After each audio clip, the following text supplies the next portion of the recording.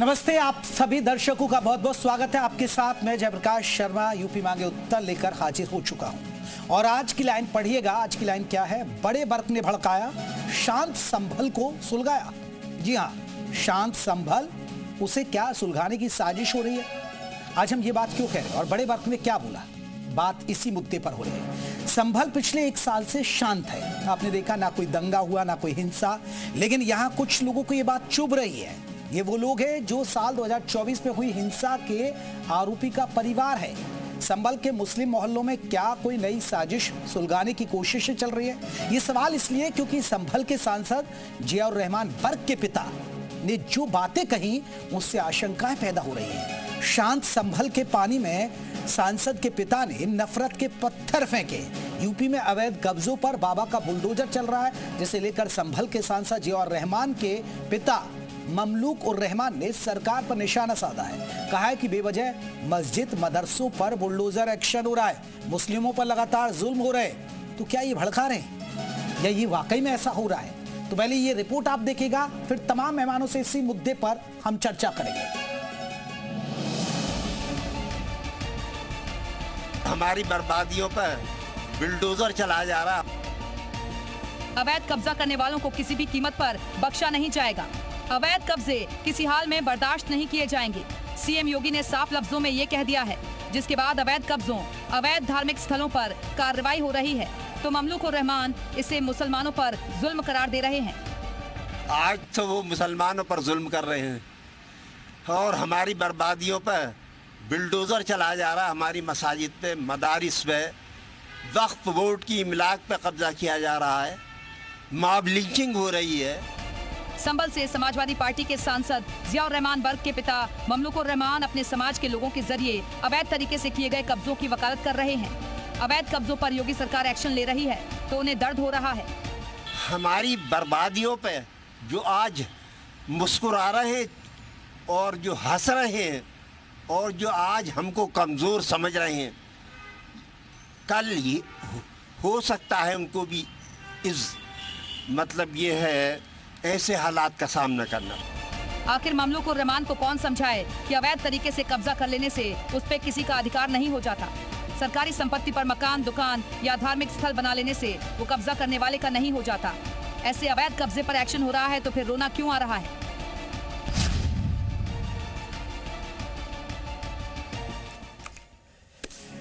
तो आज इसी मुद्दे पर बात होगी। क्या बड़े बर्क भड़का रहे हैं? क्योंकि जिस तरह सांसद के पिता ने बात कही कि जाति हो रही है, मुस्लिमों पर अत्याचार हो रहा है, क्या यूपी के अंदर वाकई में ऐसा माहौल है? लेकिन कानून तो सबके लिए, कोई भी अपराधी हो उसके पर बुलडोजर चल रहा है। किसी ने भी अतिक्रमण कर रखा है, चाहे वो हिंदू हो या मुसलमान हो, उस पर एक्शन हो रहा है। संपत्तियां जो कुर्क की जा रही हैं, वो कितने भी बड़े गैंगस्टर्स हो, उन पर भी एक्शन हो रहा है। तो तमाम पहलुओं पर हम बात करेंगे। हमारे साथ कई खास मेहमान रहेंगे। श्री अम्बरीश जी रहेंगे, आपको बता दें प्रवक्ता वीएचपी की तरफ से अम्बरीश जी हमारे साथ जुड़ गए, बहुत बहुत स्वागत है। हमारे साथ जाकिया खान मुस्लिम स्कॉलर हैं, वो भी हमारे साथ जुड़ेंगे, जैसे ही जुड़ेंगे चर्चा में शामिल करेंगे। जितेंद्र वर्मा है, प्रवक्ता है समाजवादी पार्टी के, वो भी हमारे साथ जुड़ गए। जितेंद्र जी बहुत बहुत स्वागत है। हमारे साथ महामंडलेश्वर स्वामी कृष्णानंद जी महाराज है, हिंदू धर्म गुरु के, वो हमारे साथ जुड़ेंगे। उनको जैसे ही चर्चा में शामिल करेंगे वो उनसे भी बात करेंगे। हमारे साथ राजेश चौधरी बीजेपी के विधायक हैं, प्रवक्ता भी हैं, उनको भी चर्चा में शामिल करेंगे जैसे ही वो चर्चा में शामिल होते हैं। लेकिन सबसे पहले मैं एक रिएक्शन समाजवादी पार्टी का ले लेता हूं। हमारे साथ जितेंद्र वर्मा जी। जितेंद्र जी, क्या आपको लग रहा है, क्योंकि समाजवादी पार्टी के ही नेता हैं, सांसद बर्क के पिता हैं, वो कह रहे हैं कि मुस्लिमों पर अत्याचार हो रहा है, जुल्म हो रहा है, आप मानते हैं क्या मुसलमानों पर अत्याचार हो रहा है? देखिए, समाजवादी पार्टी के सांसद बर्क जी के पिताजी ने कहा है कि मुसलमानों पर अत्याचार हो रहा है, मस्जिदें, मज़ारें और मदरसे गिराए जा रहे हैं। बिल्कुल सच कहा है, लेकिन इसमें एक सच मैं और जोड़ देना चाहता हूं। भारतीय जनता पार्टी की सरकार में मस्जिदें, मज़ारें, मदरसे और सरकारी स्कूलों पर भी बुलडोजर चला दिया। ये योगी आदित्यनाथ जी की सरकार है। हिंदुओं के खिलाफ भी अत्याचार हो रहा है। आदिवासी, दलित, पिछड़े, अल्पसंख्यकों के साथ अत्याचार हो रहा है। तो सबके, तो फिर सब पर एक्शन हुआ ना सर? फिर आप खुद ही कबूल करें कि हिंदुओं पर भी अत्याचार हो रहा है। अरे सुन लीजिए, सबके खिलाफ ये सरकार जुल्म कर रही है। हाँ। दलितों, पिछड़ों, आदिवासियों, अल्पसंख्यकों के साथ ये सरकार अन्याय, जुल्म, अत्याचार कर रही है।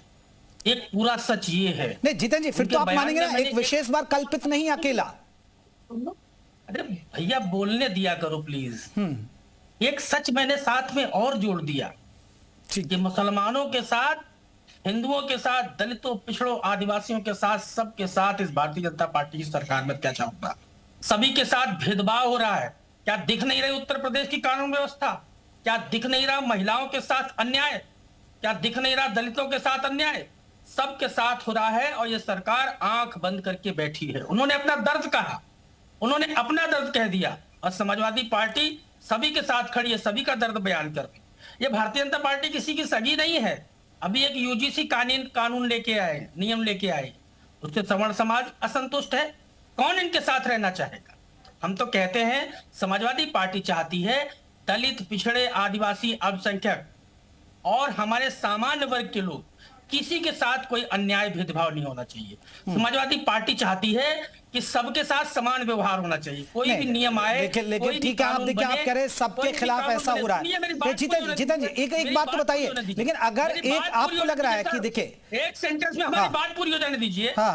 हमारी बात पूरी हो जाने दीजिए। कोई भी नियम कानून आता है उस पर ऐसा डिस्कशन हो, सभी समाज के लोग उसमें, जो भी, हर समाज में बुद्धिजीवी लोग हैं, हर समाज में पढ़े लिखे लोग हैं, हर समाज में बड़े बड़े पदों पर बैठे हुए लोग हैं, हर जाति में, दलित हो चाहे पिछड़ा हो चाहे अल्पसंख्यक हो चाहे सामान्य वर्ग का हो, कोई भी नियम कानून बने उस पर डिस्कशन जरूर होना चाहिए और कोई असंतुष्ट ना रहे। हम ये भी नहीं कहते कि सामान्य वर्ग के खिलाफ अत्याचार हो और हम ये भी नहीं चाहते कि दलित, पिछड़े, अल्पसंख्यक आदि आबादी के खिलाफ कोई अत्याचार हो। लेकिन भारतीय जनता पार्टी की सरकार में सबके साथ अत्याचार हो रहा है। हम तो इसका खिलाफ। जीतन जी, मेरा एक जल्दी से, बाकी लोग भी जुड़ गए, मैं फिर उनके पास, आप बताइए ना, आप एक बात कह रहे हैं लेकिन आपको लग रहा है, आप कह रहे हैं कि सबको परेशान किया जा रहा है, हर वर्ग को परेशान है, हर वर्ग परेशान है।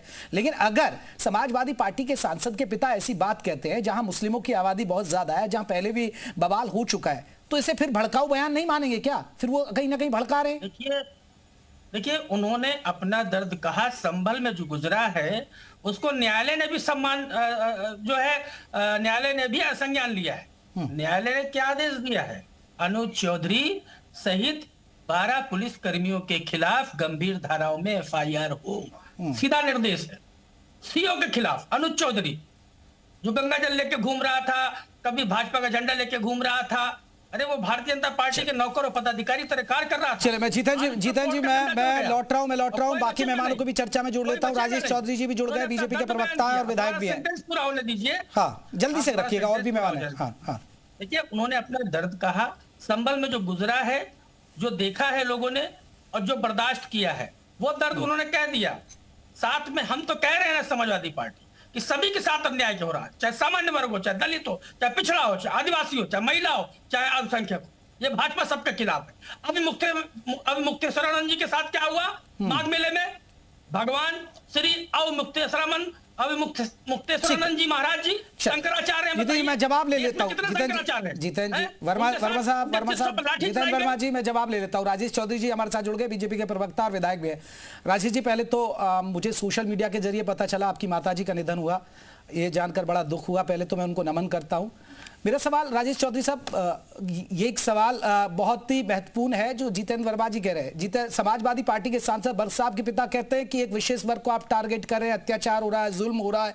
लेकिन अब ये कह रहे हैं समाजवादी पार्टी के सांसद प्रवक्ता, वो ये कह रहे हैं कि हर वर्ग परेशान है, हिंदुओं को भी आप लोग परेशान कर रहे हैं। देखिए, मैं समाजवादी पार्टी से कहना चाहूंगा, वर्ग की बात न कर, ये बता कि काफिला क्यों लुटा। ये घुमा फिरा करके जो बात करते हैं ना, न मेरा धर्म खतरे में, न तेरा धर्म खतरे में है। सच तो ये है कि बस आपका वोट बैंक खतरे में है। ये केवल वोट की राजनीति करने वाले लोग हैं। इन्हें केवल मुस्लिम तुष्टीकरण की नीति अपना करके अपने वोट बैंक को सलामत रखना है, दूसरा कोई काम नहीं करना है। ये भी सरकार में थे। क्या हालत थी उत्तर प्रदेश की लॉ एंड ऑर्डर की? त्राह कर रहा था उत्तर प्रदेश, दंगों में जल रहा था उत्तर प्रदेश।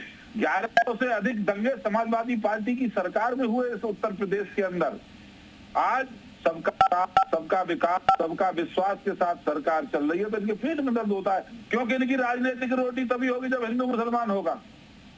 कोई कानून बनता है तो वो सबके लिए बनता है, कोई योजना आती है तो सबके लिए आएगी। क्या ये कहेंगे कि वहां का सांसद बिजली चोरी कर रहा था उसके खिलाफ कार्रवाई हो?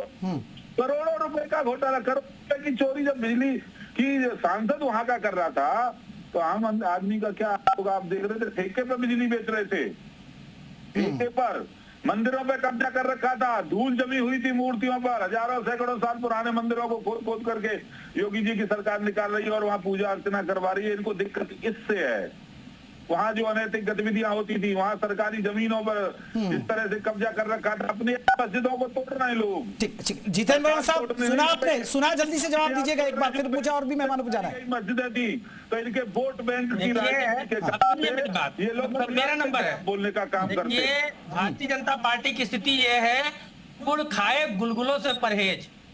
अब ये मोदी जी अरब के शासक को प्रोटोकॉल तोड़कर रिसीव कर लाते हैं, तमाम मुस्लिम शासक आते हैं दुबई। बताइए ना जितेंद्र वर्मा साहब, जो आरोप अभी लगा रहे, जो आरोप अभी जो आरोप लगाए चौधरी साहब ने, उसका जवाब दीजिए ना, क्या वाकई में ऐसे हालात थे? नहीं, मोदी जी मुस्लिम शासकों को प्रोटोकॉल तोड़ कर रिसीव कर लाते हैं, मस्जिद का दौरा कर लेते हैं। योगी जी जाते हैं मजाक पे चादर चढ़वा देते हैं, योगी जी जाते हैं मजाक पे चादर चढ़वा देते हैं। गडकरी, शिवराज सिंह, राजनाथ सिंह, अटल बिहारी वाजपेयी से लगा के अडवाणी जी तक मुस्लिम टोपी पहन लेते हैं, कोई दिक्कत नहीं है। अब कोई इस्लामिक नहीं हो जाते, अब ये हिंदू बने रहते हैं। अगर यही हम मस्जिद में चले जाएं, हम टोपी लगा लें तो हम एक धर्म के पक्षधर हो जाते हैं। गडकरी जी टोपी लगा लें, शिवराज सिंह, राजनाथ सिंह, अटल जी, अडवाणी जी मुस्लिम टोपी लगा ले, ईद बकरीद में चले जाएं तो वो राष्ट्रवादी बने रहते हैं, कट्टर हिंदू बने रहते हैं। ये दोगला चरित्र भारतीय जनता पार्टी का है। हिंदुओं को मरवाने वाले लोग, अभी इन्होंने मरवाया, अभी मुक्तेश्वरानंद, शंकराचार्य और उनके शिष्यों को पिटवाया इन लोगों ने माघ मेले में। चौधरी साहब जल्दी से जवाब दीजिए। दोगला चरित्र किसका है? ये देखिए, दोगला चरित्र किसका है? अभी तो कह रहे थे कि ये सरकार मुसलमानों पर अन्याय अत्याचार करती है, और अभी कह रहे हैं कि मुसलमान और हिंदुओं के खिलाफ भाजपा की सरकार अत्याचार करती है, दोनों के विरुद्ध अत्याचार करती है। तुम किसी के सगे नहीं हो, ना आप सामान्य वर्ग के सगे हो, ना। चलिए, ये किसी के सगे नहीं, वो कह रहे हैं कि एक मुस्लिम वर्ग को परेशान किया जाए। मैं लौट रहा हूँ राजेश जी रुकिए, जितेंद्र जी रुकिएगा। मेरा जाकिर खान, क्या वाकई में मुस्लिम असुरक्षित है भारत में? क्या जुल्म हो रहे हैं जाकिर खान? भारत इतना छोटा नहीं है जहां पे आप भारत को जोड़ दें। आप बोलिए कि जहां 3 लोग मिलके शासन चला रहे हैं, या 3 लोगों का शासन हो रहा है, या कम से कम 2 लोगों का शासन हो रहा है, सेंट्रल और स्टेट दोनों मिलके, वहां जरूर बहुत सारी दयनीय स्थिति आ चुकी है। और ये कोई दो राय नहीं है कि जिस चीज को स्पष्ट करने के लिए हमें इस तरह से डिबेट करना पड़े। ये आप एंकर हैं, आप खुद एक मीडिया में रहते हैं, और मैं भी मीडिया बैकग्राउंड से हूँ। अच्छी तरह से हमें पता है कि क्या हो रहा है और क्या देश में होना चाहिए था। जहां बोलने की आजादी नहीं, वहां पे एक छोटे से बच्चे को जो थोड़ा सा सामने अपने विचार को रख रहा है, जो सही चीजों को आपके सामने स्पष्ट कर रहा है, उसको नोटिस चला जाता है। और वहीं पे एक बच्चा जो सिर्फ और सिर्फ रामलीला करता है, उसे आप अवार्ड दे देते हैं। जाकिर खान, आप ये बताइए, अभी मुस्लिम में देखिए, अब ये बताइए, अभी जो बवाल हुआ संभल में, वो किसकी वजह से हुआ? आप बताइए ना। बैठे हैं, नहीं, जब आप डिबेट में बैठे हैं एज ए एंकर, तो आपको खुद भी बिल्कुल ही मतलब you have to be very much unpartial. आपको बिल्कुल ही एक नैरेटिव लेके नहीं अनपार्शियल ही हूं मैं आपसे यही पूछ रहा हूं ना। अब संभल में किसने किया बवाल? लोगों को मौका देना है बोलने का। जाकिर खान साहब, जाकिर खान मुझे ये बता दीजिए ना, अब संभल में किसने बवाल किया, बरेली में किसने बवाल किया? उसमें तो किसी हिंदू की भूमिका नहीं थी ना। आप बताइए ना कि कोई आपको हिंदू परेशान कर रहा हो? नहीं पता है। हाँ। आपको नहीं पता है किस पे केस हुआ, क्यों अंदर किया गया? आपको नहीं पता है कि कैसे, किस तरह से भड़का रहे थे ना? आप भी जानती हैं, आप भड़का रहे थे ना वो लोगों को। किया है बिल्कुल। क्या वो भड़का रहे थे ना लोगों को? तौकीर रजा भड़का रहे थे ना? आपको अच्छी तरह पता है कि कौन कौन वहां पे शामिल था, किस तरह से वहां पे केस हुआ और किस तरह से चीजें भड़काई गई और किस तरह से वहां पे केस होने के बाद वहां पे एक्शन के लिए निकाला गया। जाकिर खान, और किस आपको तरह से लगता है एक वहां पे विशेष वर्ग को टारगेट कर रही है योगी सारी सरकार? चीज। सीधा बोलिए ना आप, जाकिर खान आपको लग रहा है विशेष वर्ग परेशान है? बिल्कुल बिल्कुल, मैंने तो बोल दिया ना कि सिर्फ योगी सरकार नहीं, जहां पे भी दो सरकार एक साथ मिली हुई है, सेंट्रल ठीक है, एंड अमरीश जी प्रवक्ता वीएचपी के। अमरीश जी, मुसलमान परेशान है और खासकर जहां बीजेपी की सरकार है वहां मुस्लिम परेशान है। ये आप सबको प्रणाम। ये 78 साल आजादी के हो गए, ये मुसलमान की अलग पहचान इस कब समाप्त करेंगे आप लोग? एक भारत के नागरिक के नाते हमारा नागरिक कर्तव्य क्या होता है, इसके बारे में हम कब विचार करेंगे? मुसलमान, दलित, अल्पसंख्यक टुकड़ों में जो बांट के बात हो रही है, पूरे देश में कानून व्यवस्था की दृष्टि क्या चल रहा है, इस पर चर्चा होनी चाहिए। अगर सार्वजनिक स्थान पर किसी का भी स्थान हो, पूजा स्थल हो, तो उसे हटाना चाहिए। किसी ने कब्जे को हटाना चाहिए। तो मुसलमान और हिंदू की बात कहां से आ गई? उसमें अत्याचार की बात कहां से आ गई? मैं आपको हजारों मंदिर बताऊंगा जिनको हटाया गया, सड़कों के कारण हटाया गया। ऐसे स्थानों पर थे जहां से हटाना चाहिए, वहां हटाया गया, लोगों ने उसको हटाया। सार्वजनिक स्थान पर पुल के किनारे, हाईकोर्ट के सामने, कलेक्ट्रेट में मजार बना दो और बाद में कहो कि ये अत्याचार हो रहा है। तो कम से कम 78 साल हो गए इस देश के आजाद हुए, हम एक भारतीय नागरिक के नाते विचार करें कि रोज रोना कि मुसलमानों के साथ अत्याचार हो रहा है, मुसलमानों के साथ अत्याचार हो रहा है। 20 करोड़ के आसपास आबादी हो गई इस देश में, कई राष्ट्रपति हो आ रहा हूं जीतन जी, आऊंगा। चुनाव आयुक्त हो गए, सेना अध्यक्ष हो गए, हर जगह सब सुविधाएं हैं देश के नागरिक के नाते। यह जो रोदन हो रहा है, रोज का जो रुदन समारोह चल रहा है, ये राजनीति है कहीं ना कहीं से। स्वामी कृष्णानंद जी महाराज जी से मैं एक रिएक्शन ले लेता हूं, फिर आऊंगा मैं सर। स्वामी जी, आपने जाकिया खान को भी सुना होगा, समाजवादी पार्टी के प्रवक्ता को भी सुन लिया। क्या वाकई में विशेष वर्ग को टारगेट किया जा रहा है? क्या वाकई में अत्याचार हो रहा है? क्या मस्जिदों को तोड़ा जा रहा है, मजारों को तोड़ा जा रहा है, मॉब लिंचिंग हो रही है? दरअसल मैं अध्यात्म गुरु महामंडलेश्वर स्वामी कृष्णानंद जी आपके चैनल के माध्यम से बताना चाहता हूं कि किसी को टारगेट नहीं किया जा रहा है। ये मोदी सरकार के द्वारा और योगी सरकार के द्वारा अब निष्पक्ष कार्य किया जा रहा है। यहाँ पर किसी के साथ कोई भेदभाव नहीं किया जा रहा है, निष्पक्ष कार्य जब किया जा रहा है। और जो अभी तक कार्यशैली रही है सरकारों की, वो सनातन हिंदू विरोधी रही है। अब वो कार्य हो नहीं पाता है। जो सनातनी हिंदुओं के साथ में अत्याचार किया गया, अनाचार किया गया है, अब सरकार जो है किसी के साथ कोई भेदभाव नहीं कर रही है, तो वो लोगों को बड़ा कष्ट महसूस हो रहा है। कारण है कि आदत पड़ जाती है ना, किसी को रबड़ी खाने की आदत पड़ जाए, फिर उसको दूसरी चीज अच्छी नहीं लगती है। और हमारी समझ में, वैसे तो मैं अध्यात्म गुरु हूँ, धर्म गुरु हूँ, मेरे लिए सभी बराबर हैं, लेकिन मुझे कहीं पर भी नहीं दिख रहा है कि किसी को टारगेट किया जा रहा है। जो संभल की मस्जिद है, संभल में जो मस्जिद बनाई गई है, प्रत्यक्षम किम प्रमाणम, जो पुरातत्व के द्वारा जो वहां पर खुदाई की गई है, हरिहर मंदिर था। और हरिहर मंदिर को तोड़ करके मस्जिद किसने बनाई? एक विशेष समुदाय के द्वारा बनाया गया। तो टारगेट किसको किया गया? हिंदुओं को टारगेट किया गया ना। आज अगर हिंदुओं को न्याय कोई दिलाने का काम कर रहा है भाजपा सरकार, तो अब उसको कहा जा रहा है कि टारगेट किया जा रहा है। ये तो ठीक वैसे ही हुआ कि जैसे कोई हमारे घर में आकर के घुस कर बैठ जाए और हमको ही घर से बाहर कर दे, और जब हम न्याय की मांग करें कि भाई हमारा खाली, तो फिर स्वामी जी ऐसा क्यों हो रहा है? क्यों बोलना पड़ रहा है जाकिया खान को? क्यों समाजवादी पार्टी को बोलना पड़ रहा है? कोई या क्या नैरेटिव सेट किया जा रहा है, या वाकई में एक विशेष समुदाय है? क्योंकि कहीं अवैध मदरसों पर कार्रवाई तो हो रही है, एक्शन तो हो रहा ही है।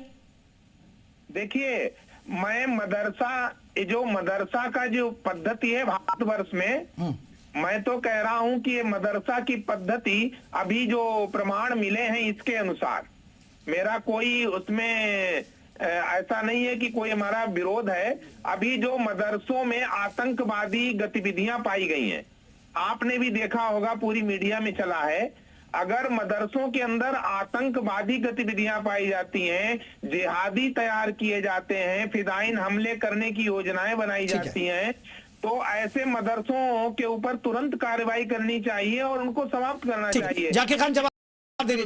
जाकिर खान ये हुआ भी, जाकिर खान ये हुआ। मैं आपको एक दो एग्जांपल बताता हूं। मदरसों में नकली नोट छपने के, मदरसों से पथराव के मामले सामने आए। अब देखिए एक डॉक्टर KGMU में आप सोचिए, वो धर्म परिवर्तन में हुआ।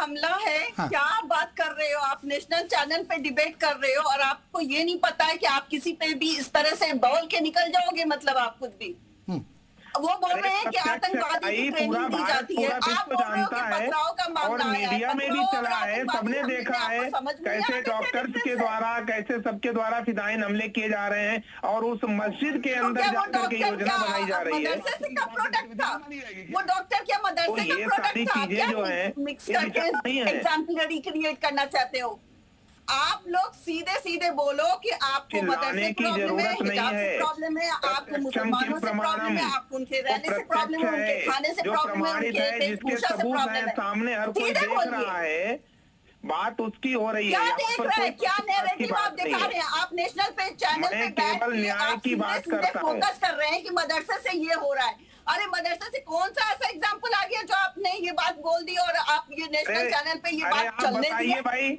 न्यूज चैनल है। अरे जाकिर खान मैं बता देता हूँ ना, जाकिर खान आप देखिए, जाकिर खान अभी कुछ दिन पहले जब मदरसों की जांच हुई, जाकिर खान आप पता कर लीजिए, महाराजगंज में नकली नोट छपने की मशीन मिली थी मदरसे के अंदर। जाकिर खान आपको याद होगा, बुलडोजर चला था, पथराव मदरसे से हुआ था, अगर आपको याद हो तो याद करिएगा थोड़ा सा, जब प्रयागराज में हुआ था ये पूरा विवाद, ठीक है। और जाकिर खान आप देखिए, आतंकी कनेक्शन अभी निकला, अभी लाल किले पर जो आतंकी कनेक्शन वो डॉक्टरों का निकला, एक विशेष बात जुड़ा। पथराव कभी भी टेररिस्ट एक्ट नहीं होता। आप वर्जन को अपने मैंने तो नहीं काटा, मैं तो नहीं कह रहा हूँ यही आरोप साधु, ये तो स्वामी जी लगा रहे हैं, मैं नहीं कह रहा हूँ कि भाई आतंकी, लेकिन करेक्शन की बातें आती है ना। इसका जवाब दे रही है, जवाब उसका दिया जाता है जहाँ कोई चीज की पुष्टि हो। अच्छा जाकिर खान, मैं एक सवाल, जाकिर खान जी, मैं एक और सवाल आपसे जानना चाहता हूँ। ऐसे अगर आप कहेंगे, ऐसे आप अपने आप को दिखाएंगे कि इतना अत्याचार हो रहा है, आपको नहीं लग रहा है कि इससे माहौल बिगड़ेगा? अब आप देखिए काशी विश्वनाथ में क्या हुआ, मणिकर्णी का घाट, वो तो हिंदुओं का प्राचीन घाट है, अब वहां व्यवस्थाएं करने के लिए बुलडोजर चला या नहीं चल रहा? अब उसमें तो हिंदू मुस्लिम नहीं देखा गया ना, उस पर तो मुख्यमंत्री को सफाई देनी पड़ गई। फिर आप ऐसे क्यों कहते हैं कि एक विशेष वर्ग को टारगेट किया जा रहा है? नहीं, मैं बोल सकती हूँ। हाँ, मैंने कहा जहाँ पे भी दो मिली जुली सरकार है वहां पे प्रॉब्लम्स हो रही है, starting from Muslim, it's not ending at Muslim, ठीक है? स्टार्टिंग हुई हम लोग से, आगे वो बढ़ रही है। अगर आपको लगता है कि कोई भी मंदिर जो इतने सालों से था, हमारी तो आस्था है कि उसको नहीं तोड़ना चाहिए था, हमारा विश्वास है कि उसको नहीं तोड़ना चाहिए था। अगर कोई उसमें आस्था रखता है, उसको पूजा कर रहा है इतने सालों से, तो एक छोटी सी रास्ता निकालने के लिए डेफिनेटली, देखो विकसित भारत बनाना है, सबका एक सपना है। हम भी चल रहे हैं कि आयुर्वेद के जरिए हमें सबको अच्छा करना है, लेकिन इसका ये मतलब नहीं है कि हम दूसरे चीज जो अपना हमारा पुराना चला आ रहा है उसको छोड़ दिया जाए, उसको तोड़ दिया जाए, उसको अलग रास्ता बनाया जाता है। अरे वो तो हमारी धरोहर है। चलिए राजेश चौधरी जी मैं आपसे जवाब लूंगा, फिर मैं वर्मा जी का रुख करूंगा। राजेश जी, आपने जाकिर खान को भी सुना, बड़ा सवाल यही है, और अभी उनके जो पिता कह रहे थे उन्होंने भी ये कहा मॉब लिंचिंग हो रही है, मदरसों, मस्जिदों को, दरगाहों को टारगेट किया जा रहा है, ये सिर्फ एक विशेष वर्ग को है। आपको लग रहा है कि क्या वो मुसलमानों को भड़का रहे हैं, या आपको लग रहा है कि एक नैरेटिव सेट किया जा रहा है आपकी सरकार के खिलाफ? देखिए महाराज जी जो बोल रहे थे मैं उनकी बात से सहमत होते हुए अपनी बात कहूंगा। देश को आजाद हुए आज 70 साल हो गए, पर आज भी हिंदू मुसलमान हैं, हम भारतीय नहीं हुए, एक बात।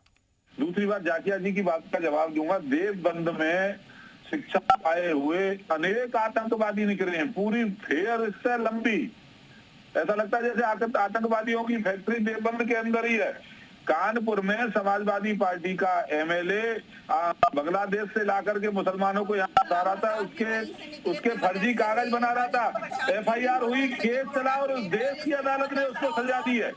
होता इस देश की अदालत ने उसको सजा दी है, उसके बाद उसके एमएलए की सीट गई। और देखिए क्या स्थिति इनकी हो गई, आप सोचिए बांग्लादेश के अंदर हिंदुओं को जलाया जा रहा है, पेड़ पे लटका करके जिंदा जला देंगे। कभी एक मुसलमान कोई बोला क्या? फिलिस्तीन में तुरंत प्रदर्शन हर कोई बोला, हर कोई बोला, बांग्लादेश में कोई नहीं बोलेगा। कान होनी चाहिए। दूसरी बात, हर इतना कोई पीड़ा बोला जो जातिया के ह्यूमैनिटी का अंदर साथ बनी हुई देता है, है। हर कोई खड़ा एक हुआ। बच्चे को रामायण का ज्ञान होने के कारण से सरकार सम्मानित कर रही है, तो इनके पेट में दर्द हो रहा है। किसी के अंदर बच्चे के हिंदू है, वो रामायण में ज्ञान रखता है, विशेष प्रतिभा उसके अंदर है, नहीं हो रहा है, तो उसको सम्मानित नहीं करना चाहिए। अरे आप मदरसों के अंदर आतंकवादी पैदा करना चाहते हो, आतंकवादी पैदा कर रहे हो। और हमारी सरकार कह रही है कि एक हाथ में कंप्यूटर भी होना चाहिए। क्यों रजिस्ट्रेशन नहीं करते हो उनका मदरसों का? क्यों सरकारी सिस्टम में ला करके पढ़ाई नहीं करना चाहते? क्यों अवैध गतिविधियां वहां पर करना चाहते हो? क्या इस देश के साथ ये गद्दारी नहीं है? आप सोचिए, जहां पर अल्पसंख्यक आबादी बढ़ती है, वहीं से देश विरोधी गतिविधियां क्यों शुरू हो जाती हैं? राजेश चौधरी जी कह रहे हैं कि क्यों वो उदाहरण के साथ हो रहा है। जितेंद्र वर्मा, राजेश चौधरी उदाहरण के साथ उन्होंने बताया कि हम नहीं कह रहे कि ये उदाहरण, क्योंकि उन पर आरोप लगते हैं इसलिए ये मामले आते हैं। देखिए, इन्होंने बांग्लादेश की बात की। बांग्लादेश में हिंदुओं के हत्या पर रोष व्याप्त है पूरे देश में, और भारतीय जनता पार्टी कोई कार्रवाई बांग्लादेश के खिलाफ नहीं कर रही। उनके देश के प्रधानमंत्री को अपने देश में सुरक्षित रख रखा है। अभी भारत में, मेरठ में, उत्तर प्रदेश में सोनू कश्यप को जिंदा जला दिया गया ना, बिल्कुल बांग्लादेश जैसी घटना। कौन भाजपा नेता बोला और कौन सा उसको न्याय मिल गया? ये भारतीय जनता पार्टी का दोगला चरित्र है हिंदुओं के। आज बनारस में पाल समाज के खिलाफ लाठीचार्ज किया गया। क्या पाल समाज हिंदू नहीं है? आज बनारस में मणिकर्णिका घाट पर पाल समाज के लोग प्रदर्शन कर रहे थे, उनकी बात सुनी जानी चाहिए थी। आज उन पर लाठीचार्ज करवा दिया भाजपा की सरकार ने। ये अयोध्या के जो सहस्त्रों वर्ष पुराने मंदिर थे, जो बनारस के सहस्त्रों वर्ष पुराने मंदिर थे, क्या वो अवैध कब्जे थे? ये भारतीय जनता पार्टी देश के पौराणिक मंदिरों को, देश की ऐतिहासिकता को बदलना चाहती है और अपने हिसाब से। तो फिर ठीक है ना, आप निंदा करिए ना कि हर वर्ग के खिलाफ ये काम कर रहे हैं जो आप लाइन ले रहे हैं, लेकिन आपके सांसद तो एक विशेष वर्ग को भड़का रहे हैं ना जितेंद्र वर्मा जी। मुझे लगता है उनको ये जोड़ देना चाहिए, तो मैंने जोड़ दिया। हाँ। अगर उन्होंने नहीं जोड़ा तो समाजवादी पार्टी का प्रवक्ता होने के नाते मैंने जोड़ दिया कि भारतीय जनता पार्टी राजेश चौधरी जवाब दे रहे हैं, सवर्णों की है, न दलितों की है। भारतीय जनता पार्टी ना दलितों की है, ना पिछड़ों की है, ना सवर्णों की है, ना आदिवासियों की। ठीक है राजेश चौधरी, सबके खिलाफ भारतीय जनता पार्टी अत्याचार कर रही है। और ये किस हिंदू का? वर्मा जी एक बार राजेश चौधरी जी का रिएक्शन आ जाए। सोनू कश्यप हिंदू नहीं है क्या? सोनू कश्यप क्या हिंदू नहीं है? राजेश जी का ऑडियो उठा, हिंदू नहीं है जिसको लाठी चलवा दी। भारतीय संस्कृति से बढ़िया संस्कृति कोई, ये देश राम का है, ये देश कृष्ण का है, ये देश भगवान शंकर का है। मक्का मदीना की संस्कृति को महिलाओं के साथ सबसे ज्यादा अत्याचार आपकी सरकार में हो रहा है। अंदर तुर्की के अंदर, ईरान, इराक के अंदर जो अनुयायी हैं, उस कानून को यहाँ लागू नहीं हो सकता है। यहाँ शरीयत को लागू नहीं किया जा सकता है। यहाँ भारत का संविधान काम करता है। क्यों मुसलमान बने हुए अभी तक? मुसलमानों की बात करते हो, भारत की जाति क्यों बात नहीं करते हो? कभी नहीं करोगे। आपको केवल मुस्लिम तुष्टीकरण की नीति अपनानी, आपको केवल वोट बैंक की चिंता करनी। चले मैं आखिरी पढ़ा पाऊँ। एक जाकिर खान, एक रिएक्शन आपका, फिर मैं अमरीश जी का रुक करूंगा। ठीक है, जाकिर खान कुछ कहना चाह रही है। जाकिर खान, आप एक बात समझिए कि यहाँ पे इन्होंने क्या कहा कि ये राष्ट्र इनका है, इनका है, इनका है, और राम का जो मक्का में है और जो मदीने में है, जो ईरान में है, उनसे मतलब नहीं है। ये कृष्ण का देश है। आतंकवादियों को ये मक्का मदीना को मानने वाले लोगों का देश नहीं है। यहाँ बाबर एक आता था, ये आतंकवादी। ये तो राजेश चौधरी जी मुस्लिमों का भी तो देश है ना ये। नहीं वो ठीक है, क्या ये हिंदुओं का देश थोड़े मुसलमानों का भी तो है ना। आप राम को मानिए ना, आप कृष्ण को मानिए ना, आप भारतीयता को मानिए ना, किसको का है? राम देश की आजादी के खिलाफ खड़ा था। माता हमारी माता का अपमान करोगे। यहाँ पे बैठे उन्हें ये नहीं पता कि संविधान किस तरह से चलता है, देश किस तरह से चलता है। और धर्म, आप संविधान को भी नहीं मानते हो। आप संविधान को नहीं मानते हो। चलिए देखिए, हम बात कर रहे थे कि क्या वाकई में मुस्लिमों पर अत्याचार हो रहे हैं, जिस तरह सांसद शफीकुर रहमान बर के पिता ने आरोप लगाए। मैं माफी चाहूंगा, मेरे पास इतना ही वक्त। आप सभी मेहमानों को बहुत बहुत शुक्रिया। तो यूपी मांगे उत्तर में बस इतना ही। नमस्ते।